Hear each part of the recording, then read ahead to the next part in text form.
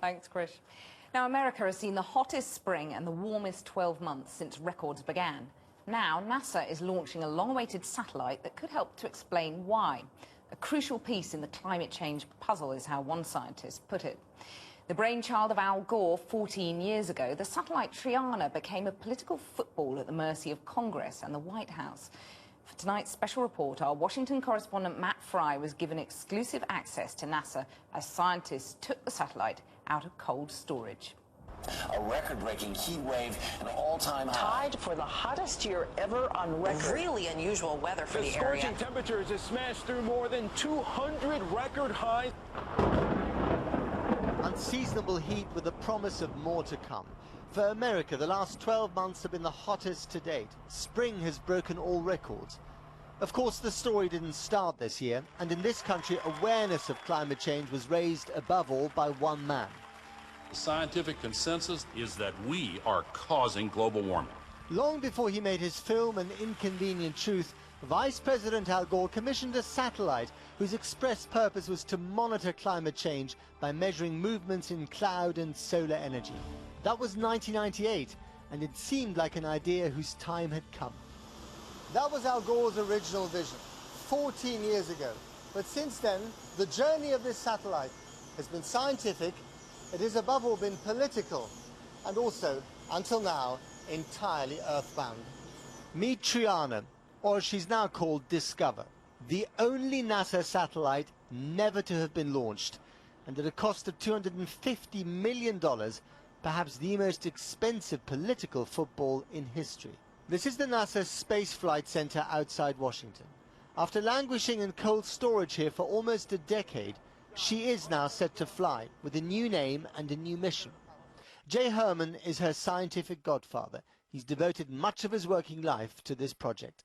How would you describe its extraordinary journey, kind of through the political and scientific maze? It's been disturbing. I've spent a large part of my career working on this satellite, and then came to the point where never thought this would fly. And now having it come back and actually look like it's going to fly has been amazing and very pleasing. This was a boondoggle.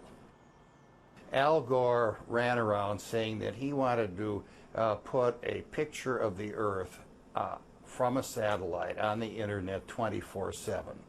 This was a very expensive screensaver. And as soon as George W. Bush became president, he basically said that this was a waste of money and we should not spend money putting the satellite up.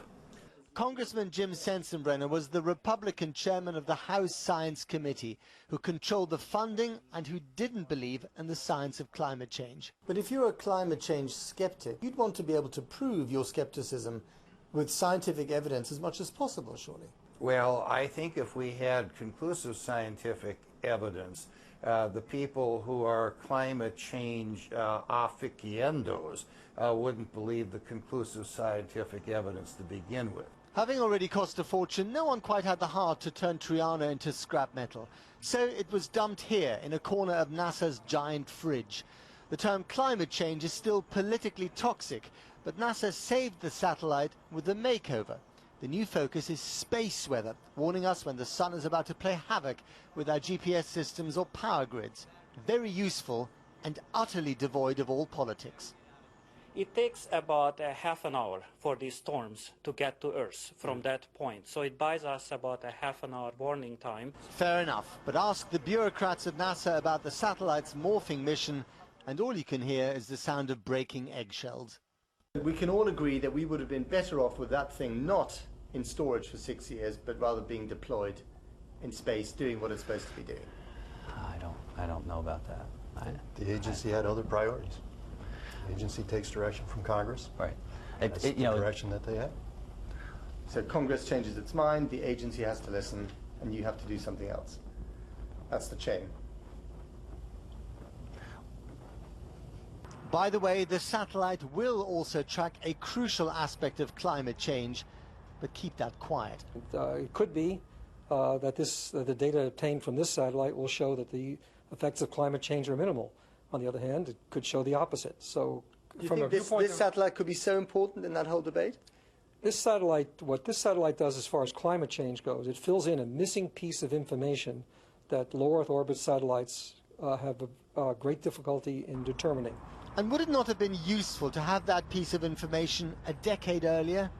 But then in this town, politics and science are a toxic brew, and that too is an inconvenient truth.